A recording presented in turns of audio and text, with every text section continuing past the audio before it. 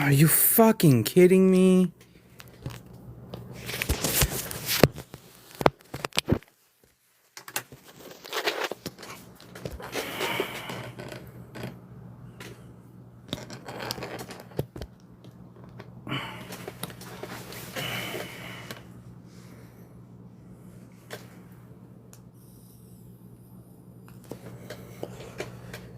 Good morning, everybody.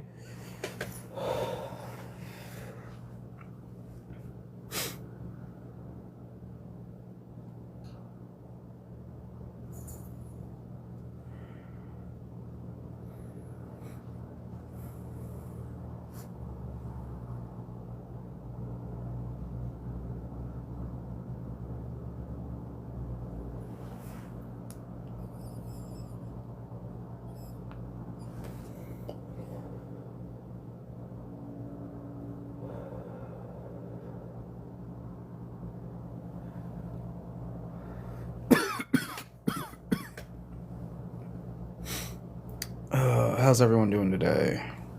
Good morning, Fearless. Good morning, Incog. What's up, Joseph?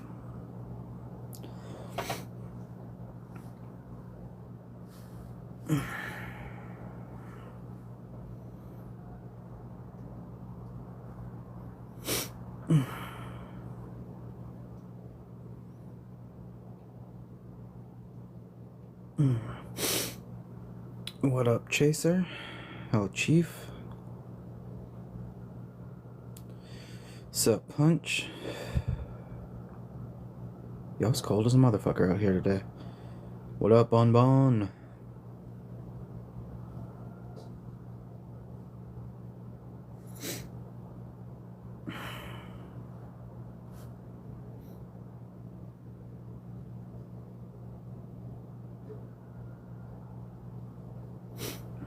What up, Misanthrope?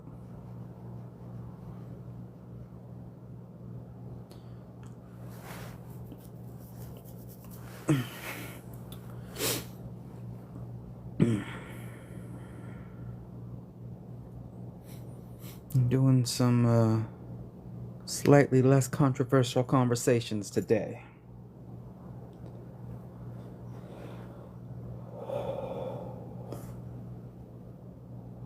Appreciate the likes.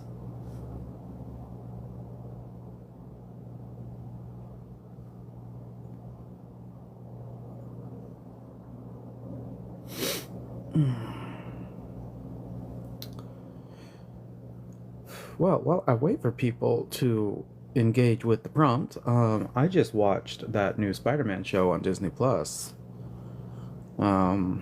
The artist formerly known as Freshman Year. I don't know what they ended up titling it, even though I literally just finished watching it. And I gotta say, it was really good. Granted, I'm biased. I just really love Spider-Man as a character, so it's hard to find something I don't like. Your daughter loves the new run. That's good. I really my favorite part about it actually had nothing to do with like the story itself. Ty Lee's a good one. My favorite part about it was the very comic booky like feel of the animation style.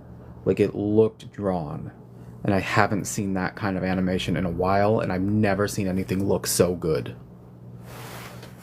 One sec. Ty Lee is a great choice for favorite non-bender. Oh, fuck, my phone case. Well, my phone holder just broke, so that's fun. I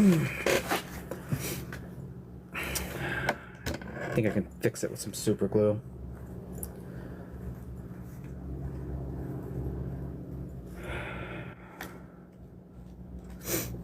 I don't do off topic. That's a lie, but I have no idea what you're talking about.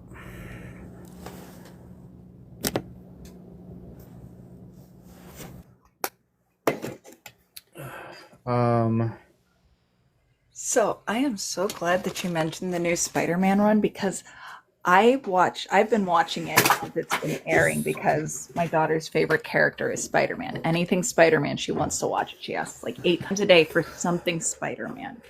And No, one of the things that I saw about that and I loved about it is it's the first iteration of Peter Parker I've ever seen where he's not treated like absolute dog shit in the early intro to the character. Like he's a little bit nerdy, but he's not being beaten up everywhere he goes. And it makes it his journey as Spider-Man seem a lot more human.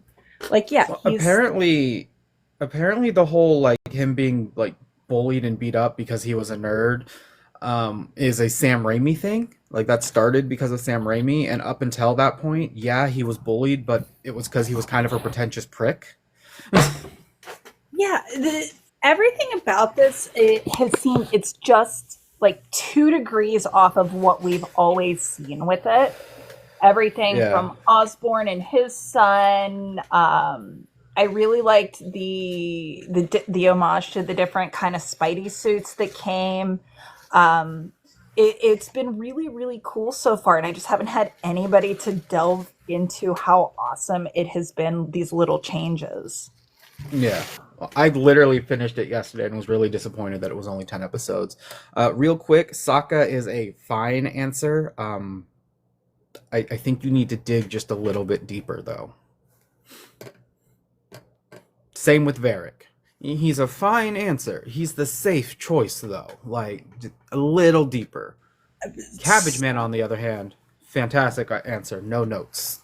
Sokka is such a good answer, though, just because of the sheer fact of how much he put in. I was sitting here looking at your prompt for a couple minutes, just running through all of like the non-benders we see a lot of, and there's very few, I think, who have given as much and sacrificed as much for the group as Sokka has. Like he was fully all in. He might have been pissy at it about it at the beginning, but like, oh.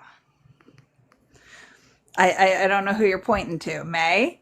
I'm pointing to Korra because Aang's not here. I just want to remind you, you just said Sokka hasn't sacrificed the most for the gang. Aang lost everything.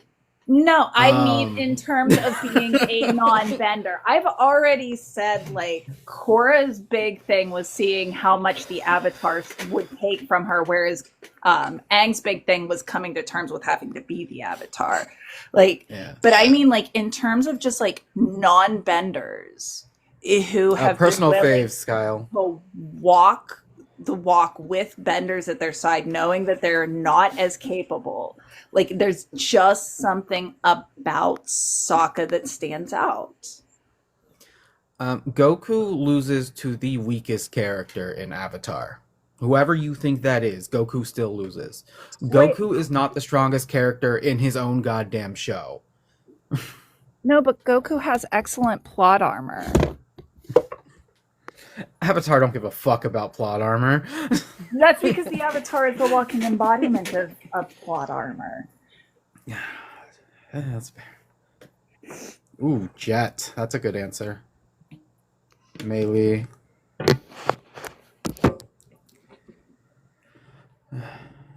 Tio, was he the one in the wheelchair? I think so. I haven't thought about that episode in a minute. Okay, yeah, he was the badass that led the air raid against the attacking Fire Nation in his flying wheelchair because Yeah.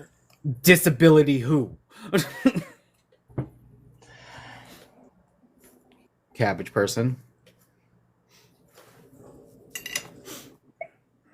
Excuse me, that person's name is Cabbage Man, not Cabbage Person.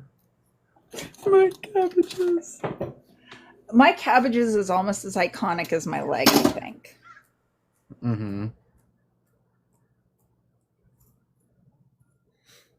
I don't think I have a favorite non-bender. I think like when it comes to the non-benders, they all have such like unique roles that it's hard to pit them against each other. Like the closest you could really do is like Asami and Sokka as the non-bending strategist fighters in the group, but even then Asami wasn't really a strategist.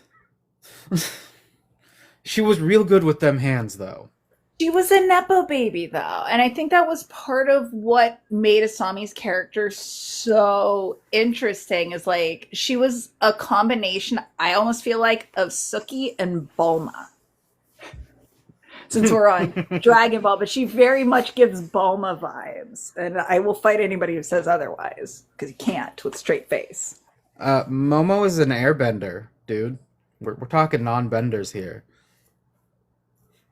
You're not going to convince me the lemur with who can fly isn't an airbender. So y'all can stop right there.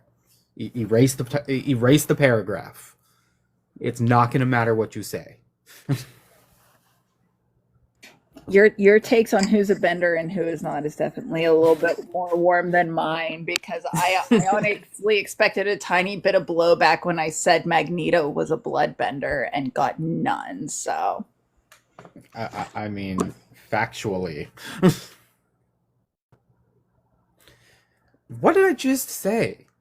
What did I just say? Nothing you have to say is going to convince me that Momo's not an airbender. I'm sorry. You he could literally flies. give me facts. You could have the creators of the show come in here and tell me Momo's not an airbender, and I would call them a liar.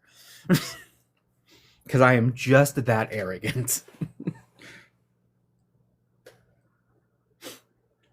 The bloodbending episode was a fucking horror show, man. Like, Avatar doesn't really do scary, but like that kind of scared me. Honestly, I still kind of feel like with what they gave us for Korra bending the metal out of her own blood using earth bending, I really feel like we're going to see an earthbending variant of bloodbending. I feel like it has to exist. There's just so many natural metals and elements within the human body, right? But it, You understand if that happens, that fuels an entire theory that Amon was actually an earthbender. I honestly feel like that's, and somebody brought that up the other day. If they used fire bending, like the use of the sun to augment it, and I was like, you know what? I wouldn't be surprised if an earthbender and a waterbender got together, and as a result, you have a bloodbender without the full moon. Yeah. Like, I would not be surprised, and I Yes. kind of hope that gets filled out in Seven Havens because that's been a long theory of mine is that it's earthbending because of the stances they use. Yeah. Patriot, I'm hold your hand when I say this. I do not care. Momo is an airbender. Look, every fandom, right? Every fan is allowed to have their cognitive dissonances. That's what makes a fandom. I know what Lego Ninjago is. I never got into it. It was just a smidge too young for like I was just a smidge too old for it, like the target audience. And that usually doesn't stop me from watching a show because like a good story is a good story. I'm just also really salty that they got rid of Bionicle. So like fuck Lego. Okay, but I've been playing Lego Horizon and it is so fucking adorable. And they have the original voice actors for it. And it makes me so happy.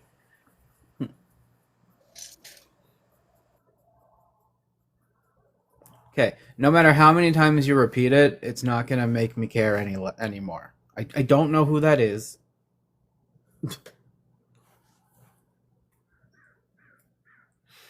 Tried to watch Avatar, but it's boring. Doesn't get better. How many episodes did you watch, not counting the first episode? And I'll explain why I don't count that in a second. I'm also not being pretentious. I have a reason for asking you. Three? Okay, you gave it a good shot. If it didn't catch you in 3 episodes, it's not going to catch you. I mean, That that's that is actually really fair. That's what I tell people. Like, if you're one of those people who can sit through a Stephen King novel, then yeah, get through a first season of something. But if that's not who you are in like wanting to delve into a show, yeah, 3 episodes is a perfectly good shot at anything. the reason I don't count the first episode is because I've seen it 247 times. Because they aired that bitch every day, all day when Avatar first came out for like 2 months. Um, and the does it get better? Yes, gets so much better as the show progresses. I think it starts great minus the first episode. Um, but it does grow as a show. It is one of the few shows that its pacing is so perfect that by the time you get to the climax of the final season, it feels complete. I agree. My I view the story arc of Avatar almost in like, oh Jesus, what is my phone doing? Hold on, sorry. Almost in like 3 acts. The first one is so fun, it's so enjoyable, it's skippy, it draws kids in. Series 2 gets very dark. Season 2 gets very dark very mm-hmm. quickly, and honestly, it's my favorite season for that reason. The topics are a lot more complex. There's a lot more nuance to the character development, and it ends so harshly that you almost watch season 3 in the morning. That is like, I think, the most excellent part of that series right there is between 2 and 3. I think I'm in the minority in this, but I do think season 3 is the best. Like, I think it's where we get to learn. I think it's where we get to see the best parts of all of the characters, and then we get to learn so much about Zuko. Um, and then it's got one of the greatest finales I have ever seen. The fact that they flawlessly connected 3 different endings without it bogging down the story is phenomenal.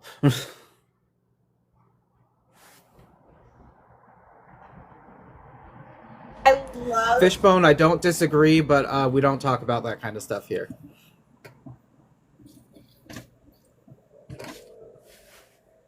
Thank you for the follow.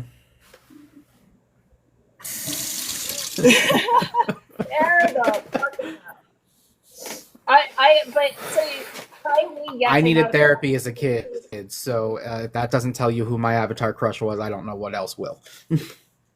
Kylie, though it's so hard for me when people say non-bender because again, I really think if she was alive when Korra gave Airbenders airbending back, she got it. She's just that's just Oh, absolutely. she's the hardest one for me just because she's a chi blocker. Like that's really Appa is hard an airbender. for a non-bender. That's fair. But like no, really, look at okay, you can't really see her all the way, but like look at the start of Ty Lee's fucking face shape here, and then look at this airbending bitch right next to her and tell me that's not the same goddamn face. This bitch has brown eyes though. Damn it.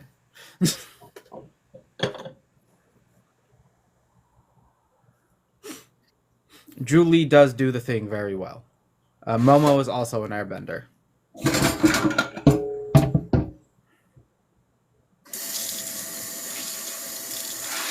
June was your crush.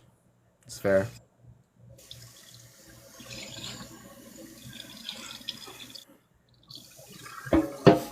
The Guru was it okay?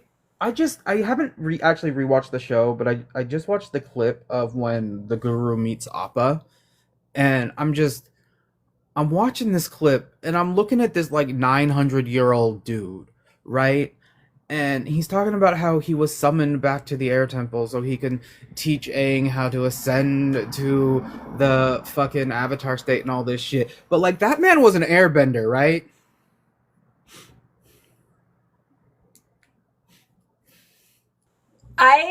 That whole arc is a little thing for me. I actually am more inclined to believe because he was teaching Aang to access the Avatar state that he was a spirit or potentially the spirit of an Airbender. You could be right on the Airbender part, but it just I get more of a spirit vibe from that guy. This is such a lazy argument, Broly. It's called The Last Airbender. The name's right in the show. That doesn't actually mean shit. Star Wars is called Star Wars, but the stars aren't at war with each other. The rise. You only get tattoos if you become a master.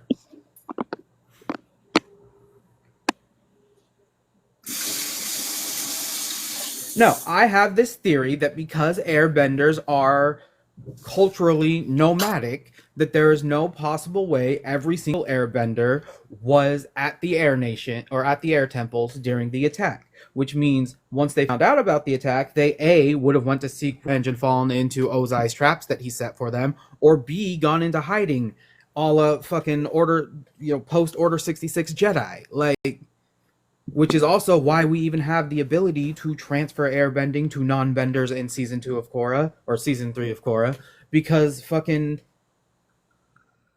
descendants of airbenders had to exist. And Boomy proves that, being one of the benders who gets air when that comes back. Boomy gets air, meaning his lineage, even though he was not an airbender prior to that, was enough for it. And that reaffirms that even if those of the Air Nation who were not benders still lived, then the Air Nation bloodline lived on. My personal thing. Like, I will buy that all of the benders were at the temple and died, and so he is the last air bender, but he's not the last member of the Air Nation, as we can see by Boomy getting specifically air bending with Korra, meaning it does pay attention to the bloodline when it came back.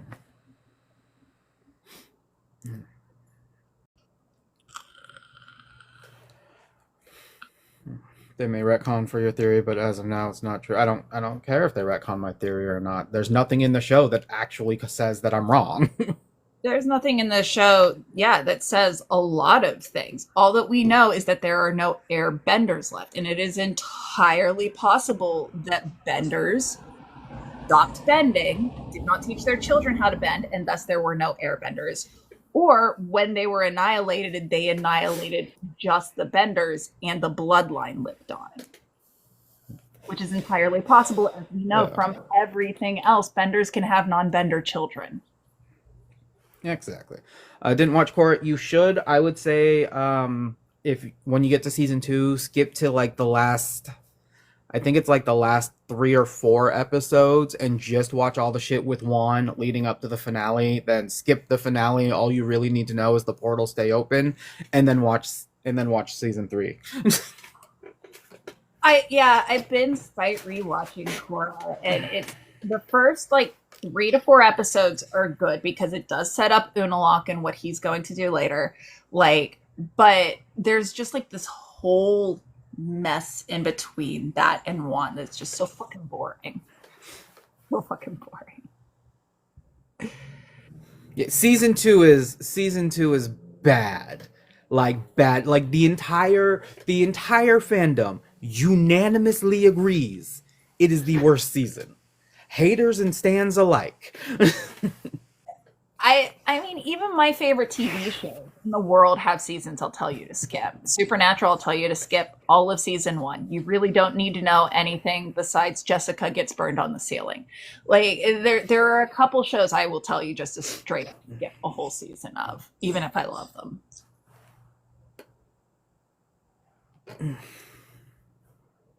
Look, there's a whole half season of Bleach I'll tell you to skip early on. I'll legitimately skip season 2 of Bleach.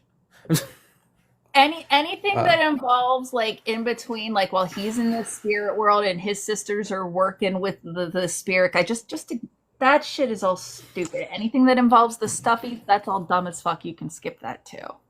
What about Opal? Was Lin a secret child between Toph and Aang? No, but we don't actually know a whole lot about Opal's father, so we don't know what any of his lineage would be. We also don't know a whole lot about fucking Lin or her sister's father, so we don't know a whole lot about their lineage either. My point being that they could have airbender or air nomad ancestry, which gave Lin access to airbending.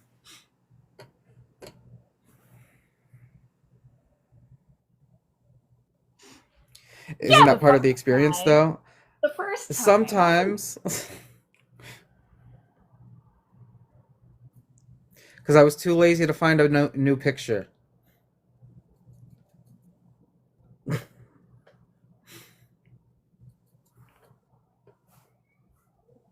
Okay, Damien tries again. Look, I joined, my internet took me the fuck out before I could say it. You know, like so that's the thing is that that was an intentional choice by the creators to show how much the world has evolved beyond what we saw in the last Airbender. Could they done have done the same thing and kept it more Asian centric? Probably, but they were also drawing new inspiration from new sources. I actually kind of low key hope that the way the world had evolved in Legend of Korra is going to set us up for a very, again, I know I've mentioned it's one of my favorite game series, but a Horizon Zero Dawn kind of look where nature is starting to overtake everything that was man made, and it just like I'm really hoping for that vibe. That's what's in my head right now. Juan Honestly, Stories told us same. bending isn't inherited. Juan told us told us no such thing. Juan told us how the first human benders got bending. He did not. It did not tell us that it is not then inherited going down the line. And in fact, the show would imply very strongly that you're wrong. The show says outright that they're wrong. In fact, when it comes to Yukon's storyline, it specifically mentions that their ability to bloodbend outside the full moon is a genetic trait. It is inherited and passed on. So there is genetic bending. So I don't know if I necessarily agree if it's just genetic, because the motherfucker did put in a lot of legwork to be able to do that during the daytime. He specifically said just the ability to be able to alone outside of the full moon is genetic. Like that is canonized in his words, is all I'm saying. The Julie is a solo dancer. I want Azula to yell at me. Okay. You need therapy. I hope you know this. Um, not to argue. I just like it's the ability to bloodbend outside of the full moon is the inherited gift. They still had to master water bending and blood bending to be able to do it, but the ability to do it in and of itself was the genetic component, if that makes sense. Like somebody can have a genetic component for cancer, but they're not going to get cancer unless they do the things necessary to unlock that genetic component. It requires a key and a lock, essentially. Which, to be fair, is like everything at this point. Yeah. Yeah. And that, so I'm not saying that like Yukon did not like push Noah and his brother to like the absolute extremes. That absolutely happened. Like he trained the shit out of him to do that.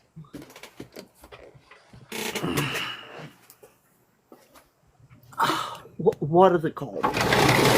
Unreliable narrator. I am wondering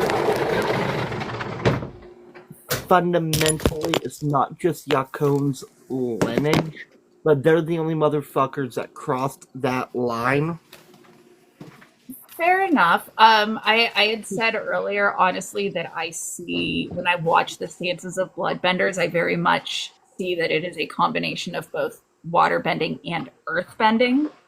Yeah. Very, very grounded stances, and even the hands sometimes make me think there's a little bit of air in there, but that's just mostly Katara.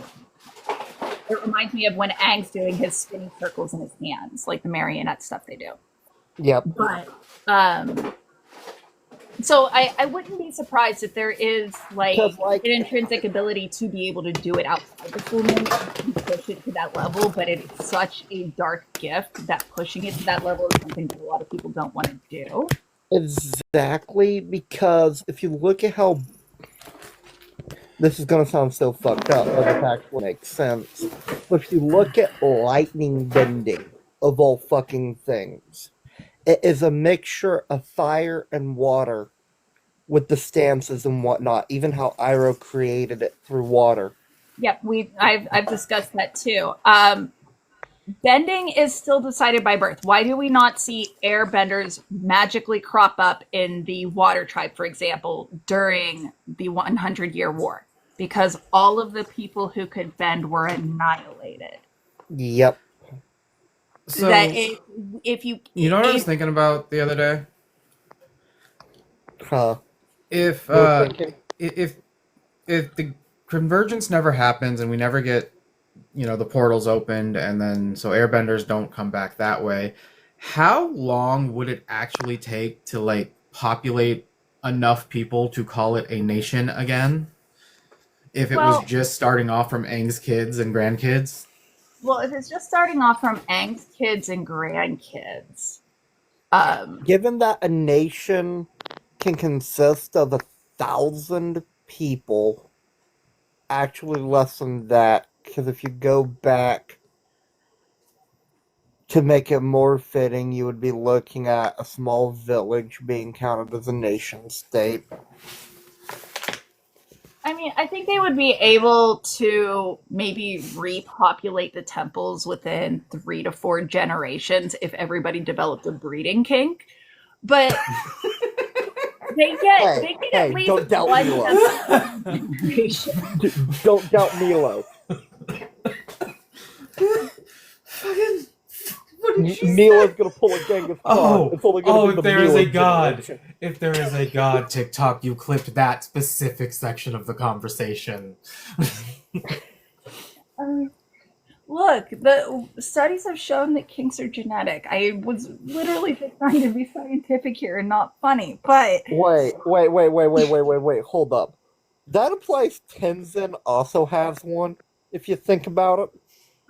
well, I mean, he has 4 kids, all under the age of like 10. So that poor woman has spent their entire relationship either in a state of prepartum or postpartum.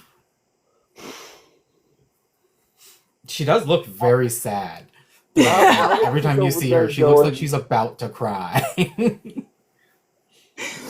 Alex is over there going, TikTok, don't take this down. Don't take this down. I have a theory that location and spirit energy. There's nothing in the show that, like, look, I'm all for fan theories. I love fan theories, but you have to have something that even kind of implies it. Yeah, and Otherwise, what the fuck are we even talking the about? show actually implies the Oh. opposite with an area like Republic City, which all benders are born into, which is specifically located within the Fire Kingdom. Like you would expect to only see fire or earth benders there, not benders of all nations, including Air Tribe there. Being born To to be people who are living in the city. To be fair here, I am going to throw this out to back 13 here. The swamp benders and the sand, not the sand, but the swamp benders would imply that that could actually have an effect. Because of how No, close it they were to doesn't.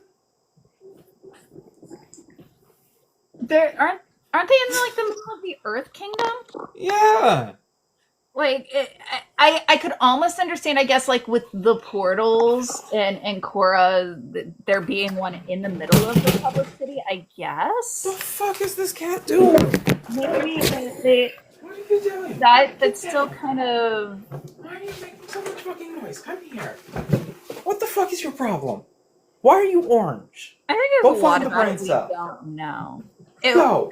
Yeah, it was built on a Fire Nation colony stolen from Earth Kingdom land, meaning like if there was any spiritual energy to that land, it would be Earth Nation land. Earth Nation energy.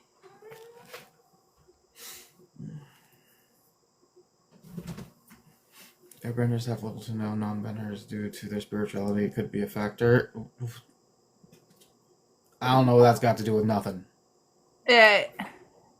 Like I said, we know that airbenders can birth non-benders. Boomy is an example. And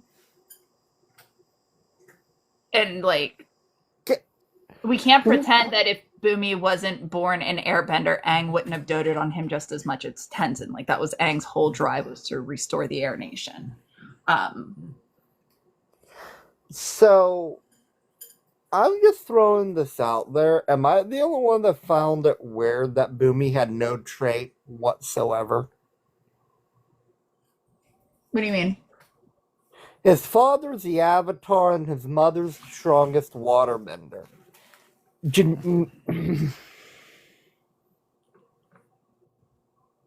Genetically, they only had 3 kind of kids they could throw, which was going to be waterbender, airbender, and null. And they threw one of each, a waterbender, an airbender, and a null. And he did have a trait, though. He was a military man. Like, he was retiring, implying that he'd spent his entire life in that trade. Yeah, took after his uncle. Well, for at least half his life. Look at I mean, yeah, how he long really- got his. He really is a That- lot like Sokka. Doesn't prove anything, Doctor. That literally doesn't prove anything. We know that the lion turtles gave humans bending. Okay, we know that each lion turtle can seemingly only give one bending practice. Where they're located has nothing to do with it, because at that point it is literally the lion turtles providing the spiritual energy. So without lion turtles, then we'd have no benders at all, and allegedly all of the lion turtles are extinct. I don't believe that. Yeah, we saw one with Aang. Well, all but that one. Like, he's supposed to be the last one that survived the hunting. But I'm like, you're full of shit. So, like, hold on. 7 lion turtles. We know one was energy.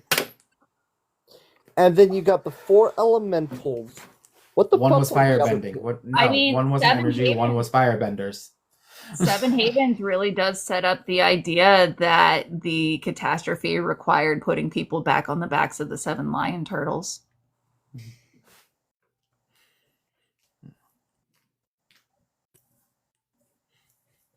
No, that's also the other reason I know, or I believe, that the other lion turtles survived, because if the lion turtle that Aang meets teaches him how to give and take firebending, and Aang learns how to do all the other elements, it wasn't then just he firebending. It was any travels bending. the world.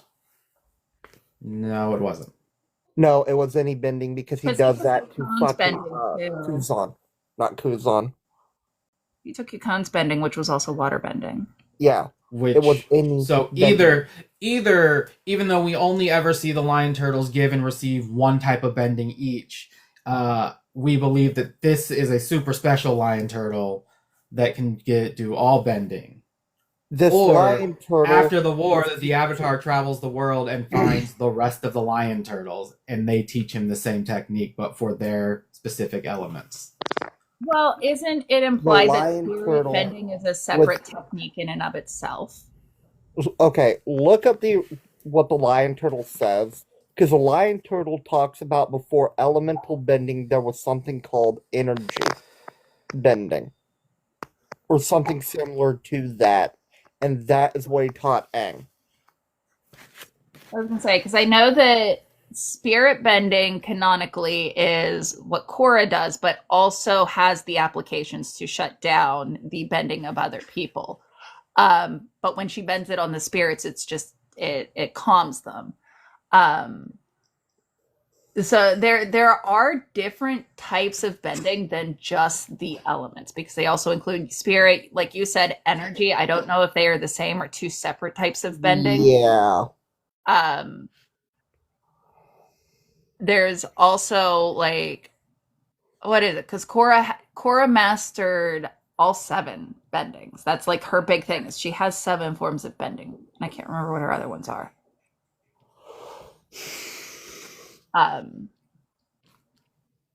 Yeah. Yamamoto, good choice.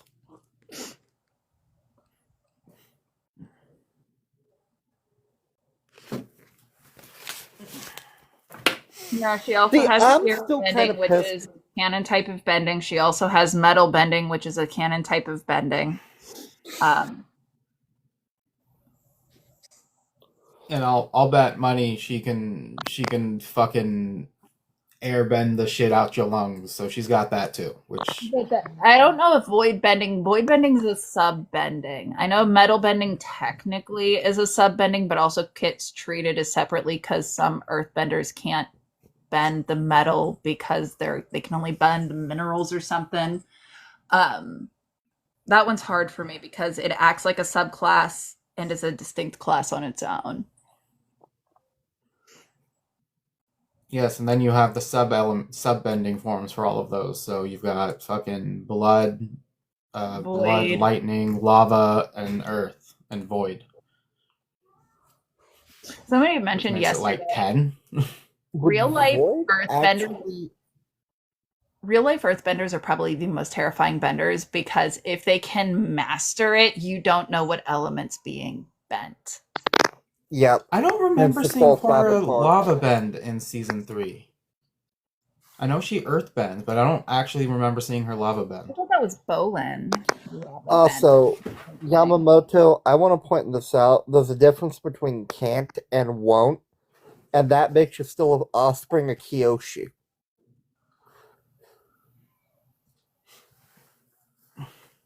Can and won't. Like, yeah, no, like, what chances are, like, you and I've discussed this. I totally believe that Katara, one time and one time only, showed Korra what bloodbending was just so she knew. I Hmm. don't No, think she, she ever taught it to her, but I do think she showed her once because Katara would be remiss as a teacher not to show her what it is. yeah. Yeah. It's common in training, like especially like from a military perspective, to have anything that you can possibly use on somebody else used on you first, so that you have an understanding of what your ability can do. So for us, like it's you get gas chambered, you get tased, all that fun shit, before you're ever allowed to do it to somebody else. So The it only sorry to interrupt, but the only issue that I have with that is Korra's reaction to Amon hitting her with it. yeah, she what did she say? No, you don't, and figured out airbending in that moment. The one A- that got her, and she still recognized it for what it was immediately, was Turok. And he got her and surprised her with it. But even then, if you look at her face, she wasn't like scared. She was asking him questions. Why can you do Yeah, this without the full moon? Where are you? And then Amon does it to her again. She looks scared for half a second, and then her face changes, her stance changes, and she throws it off. Both of those things tell me she knew what it looked like and what it felt like before she ever got into it with them. Which but supports my theory that with her consent, I really do think it would have been a consensual, I don't want to do this, but you need to know what it is thing. Katara would have shown her one time and one time only. yeah, there's also the fact that Aang is there too. And at that point, Korra still had the connection to Aang. Even subconsciously, she would have known through him. Cora had no idea about the trial, and we know this because she had no idea who Yukon was. The only information she ever had on the trial came from her revisiting the memories of Aang.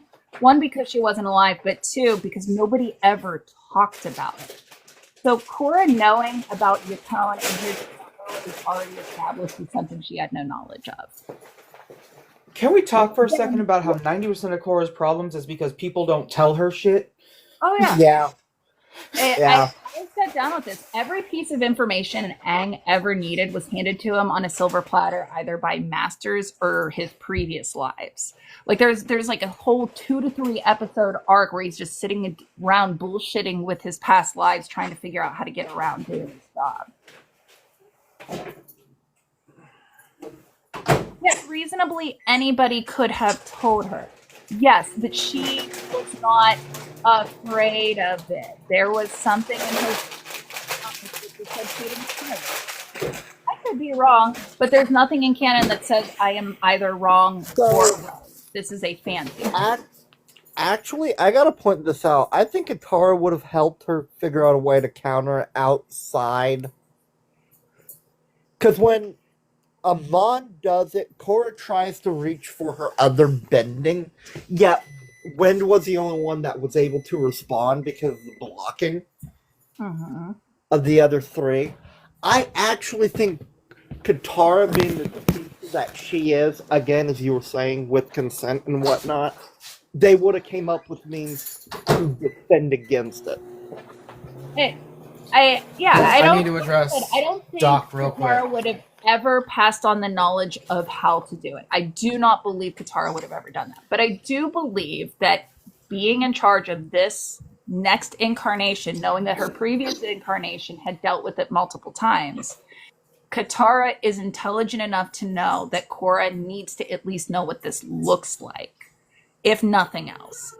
It's it's kind of like when people like talk about her dad's the one who taught her how to fight. Again, yeah, you're going to be hard pressed to convince me that her dad didn't teach her how to throw a punch when it's just kind of normal to do that. Yeah. So hang on. Dr. Aang asked for help because he knew the questions he needed to ask. You don't know what you don't know. And Korra gets to this city and is trying to help solve these problems, but nobody is actually telling her what the problem is. So as soon as she figures out what the problem is, that's when she starts asking questions. She has her first encounter with Amon, so then she goes to Tenzin and is like, who the fuck is this guy? And then finally they tell her, when they knew who he was all along, and they could have just told her from the beginning, yeah, this dude is kind of a cult leader, and he's trying to fuck some shit up. We need to stop him. No, instead they let her go in blind. Constantly. So here's the other issue about comparing Korra to Aang. Aang got to grow up a child. Fundamentally, the White Lotus grew Korra up to be a soldier. Mm-hmm. It's interesting. Aang needed to be a soldier when he was a diplomat, and Korra needed to be a diplomat when she was a soldier. It's very interesting how the similarities and... Okay, I'm sorry, I hate that. I hate that. Everyone keeps saying that, and it's not true. Korra needed to be just as much of a soldier as Aang was. Let's not forget, when she first gets to Republic City, it is infested with organized crime leaders. There's a difference. There was already a war going on. As a military personnel, I don't think that we should be the people handling what is 90% caused by social grievance. You need social workers and diplomats to be handling a lot of that. But that's my opinion as like an abolitionist. But secondly, like, if you look at the gang, and I'm pretty sure it's you I saw commenting on this, maybe it was somebody else, they're all child soldiers, literally. Every single one of them are child soldiers, except for Toph, who was a Nepo baby. Hey, that Nepo baby threw the most hands out of all of them. I'm not saying... Dude, Toph Beifong, I've already said this. She is my favorite character. She's the whole reason I built a 4-ways monk in D&D, which is the worst fucking class in the world, I might add. Because I love Toph. She's a Nepo baby. No, Venture, that's kind of, we've touched on this before, but that is kind of a problem. Aang travels the world doing shit, after the show. We've got the comics, pissing people off, making enemies, not following through on dealing with any of them, and then Korra comes along and is trying to clean up his mess, because now his enemies are back for revenge, and the first thing they do is go, hey, fuck Republic City. Yeah. Also, the other thing is that I need to point this out.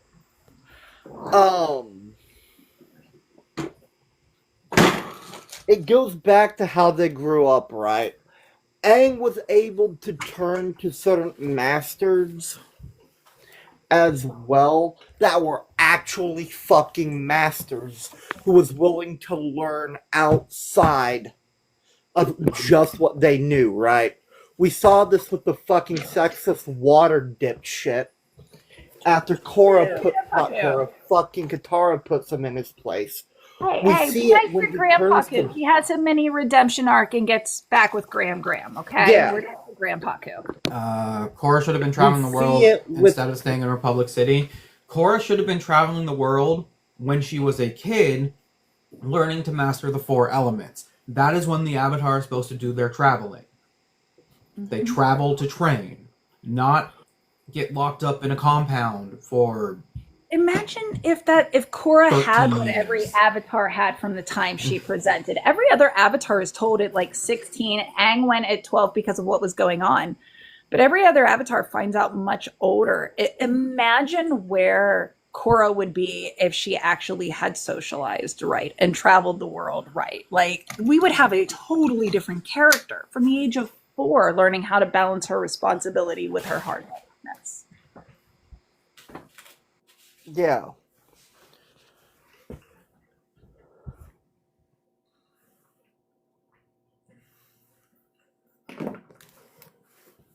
Anyways, I'm out. I gotta figure out work.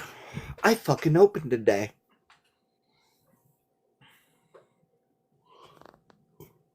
Fucking kill me. It's a fucking Sunday. Why the fuck are we open?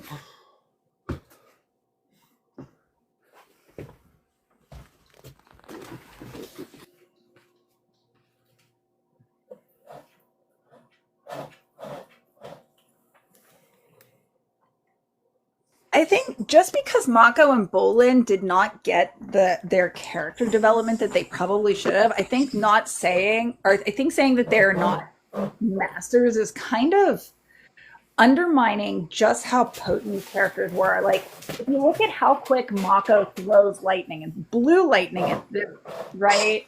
Like, most lightning users take a minute to charge. This motherfucker throws them out like a fucking revolver. And then you got Bolin, who figures out lava bending. Like, they're powerhouse characters and could rightfully be called masters, I think, by the end of series. But they're just not utilized in the way that the gang was. They're just not.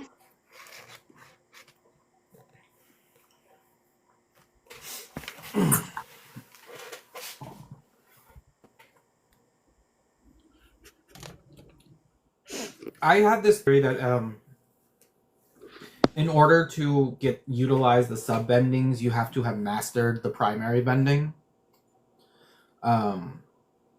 So like, you know, if you haven't completely mastered like earth bending, you're not gonna be able to metal or lava bend because you don't understand the fundamentals of the primary thing you're doing. Yeah, I mean, that makes all the sense in the world that you would have to master the other forms of bending before you got to the sub bendings.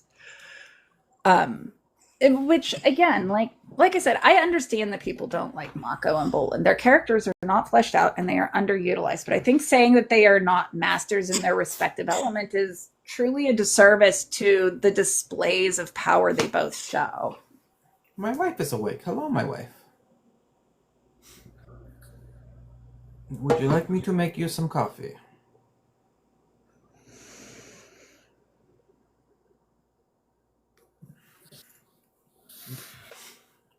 But that's the difference between Katara and Bolin and Mako. Bolin and Mako have been using their bending since childhood. Katara had to hide her bending and had to self-train. I'm not going to lie, she's a fucking prodigy. Right? Like, not only did she master water bending in the same summer that Aang did, but she's his primary master. She's a fucking prodigy. Like, really is.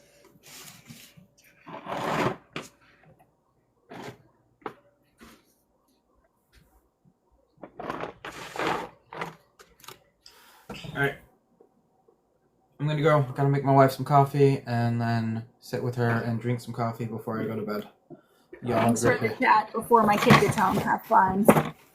Yep.